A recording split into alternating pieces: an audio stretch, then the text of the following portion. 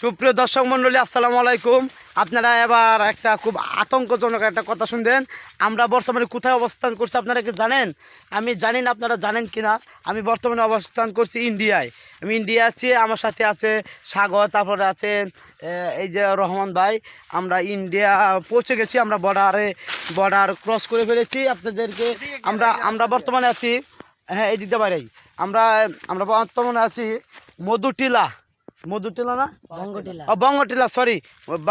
ইন্ডিয়ায় যে ইন্ডিয়া বাংলাদেশ এর মাঝামাঝি একটা বঙ্গটিলা নামে একটা বড় আছে, পাহাড়ের মতো।